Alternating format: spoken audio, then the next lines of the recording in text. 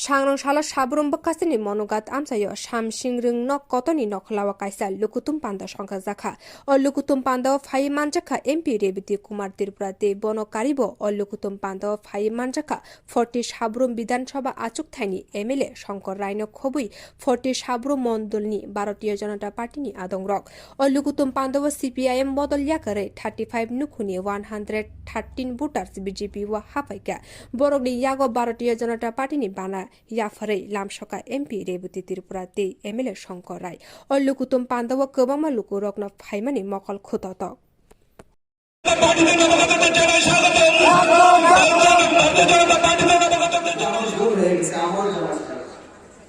আর যখন আমরা গ্যাস দিতে শুরু করলাম এখন পুরো ভারতবর্ষ আমাদের এখানে আমি কাশ্মীরে ছিলাম কয়েকদিন আগে এসে এখানে মহিলারা বলছে কন্যাকুমারীতে আমার যাওয়া শুরু হয়েছে সব জায়গায় আমাদের দেশের কৃষকরা চিনি দেশ নিয়ে যারা কৃষি কাজ করে বানিয়া খেয়ে যারা ভুগবান খেয়েছে গরিব আমাদের মন্ডল প্রেসিডেন্ট বলছিলেন যে ওনারও এখন ওনার বাবার নামে আমাদের যে ভূমির পাট্টা আছে কিন্তু অনেক মানুষ এই এলাকায় ভূমির পাট্টা পেলেও তাদের নাকি ভূমি দেওয়া হয়নি সেটা সিপিএম আমাদের কথা বলছিলেন আমাকে আমি জিজ্ঞাসা করছিলাম আমাদের এখানে কেমন কিষাণ সম্মান নিধি পায় বছরে ৬০০০ টাকা বিনা আন্দোলনে আমাদের মাননীয় বিধায়ক বলছিলেন আমাদের মাননীয় সরকার যখন মুখ্যমন্ত্রী ছিলেন ওনার নেতৃত্বে যতজন মন্ত্রী অথবা যতজন নেতা সিপিআইএম যত প্রত্যেক দিন একটা না কম যে সিপিএম তো এসে লড়াই মানো আর একটা কথা বলতে লড়াই লড়াই লড়াই চাই লড়াই করে বাঁচতে চাই লড়াই ছাড়া তারা কিছুই জানি না আর আজকে যদি সিপিএম থাকতো আমাদের রাশিয়া ইউক্রেন যুদ্ধে আমাদের যে কতদিন যুদ্ধ বিরোধী মিছিল আমাদের করতে হতো এটা মানে আমাদের কল্পনার বাইরে ছিল গ্যাস কানেক্টিং থাকা অরণি বরক সিপিআইএম লোক অসমে সব গ্যাস তালা দিল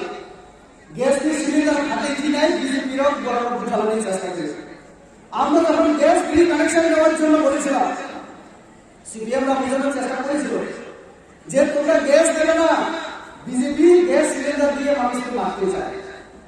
আমি যে ঘন্টাছড়া থেকে আমি প্রতিনিধিত্ব করি এই ঘন্টাছড়াতে একটা রহস্যবাদী বোয়ালখালী নামে একটা জায়গা আছে সেখানকার যে বুথ প্রেসিডেন্ট ওনাকে থানায় নিয়ে যাওয়া হয়েছিল কেন উনি গ্রামে গ্রামে মানুষকে বলেছিলেন তোমরা গ্যাস কানেকশন পাওয়ার জন্য সিলিন্ডার পাওয়ার জন্য দরখাস্ত জমা দাও আবেদন করো ওনার নামে অভিযোগ করা হলো বিজেপি নেতারা মানুষকে হয়রানি করে আসলে তৎকালীন সময় নলিন ত্রিপুরা যিনি বিধায়ক ছিলেন ঘটনাছড়া রায়মন্দির উনি জানতেন না এই কথা যে মাননীয় নরেন্দ্র মোদী মানুষকে বিনামূল্যে গ্যাস দেওয়ার ব্যবস্থা করেছেন দেশের মধ্যে কারণ তারা দেশ এবং বিদেশের খবর রাখতেন না তারা শুধু মার্ক্সবাদ লেনিনবাদের কথাই জানতেন দুনিয়াতে কি হচ্ছে তারা খবর রাখতেন না বক্সিয়া লাউইয়া মার্ক্সবাদ লেনিনবাদ ছাড়া কোনো সিনেমা নেই যখন থানায় গিয়ে আমরা ওসির সঙ্গে কথা বললাম আমরা ইন্টারনেট গুগলে গিয়ে ওনাকে দেখালাম কেন্দ্রীয় প্রকল্পগুলি থানার ওসি আমাদের কাছে ক্ষমা চাইলেন বললেন আমারও জানা ছিল না মাননীয় বিধায়কের আদেশ ছিল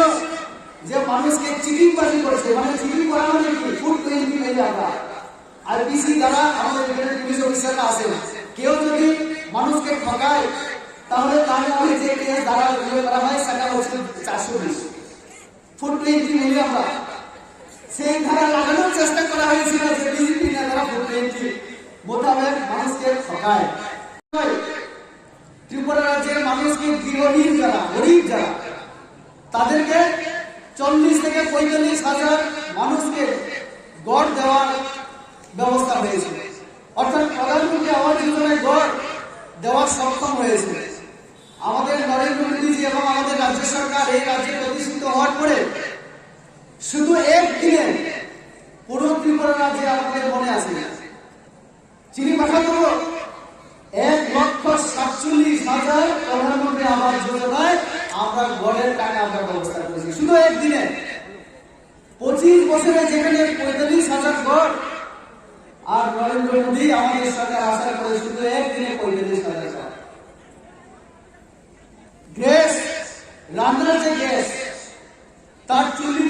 করে তার যে সিলিন্ডার প্রথম যে কানেকশন নেওয়া, এগুলি মহিলাদের নামে আমরা কানেকশন দিয়েছি, তাও ফ্রি। এই এলাকা থেকে মন্ত্রী, ত্রিপুরা বিধানসভা, রাজ্য সরকারও কাম ফিরিয়ে দিতে পারে, কিন্তু তাই নিয়ে সিপিআইএম এর দ্বারা কিছু করার তাদের ক্ষমতা ছিল। সিপিএমরা শুধু একটা কথাই বলতো, কেন্দ্র বঞ্চনা,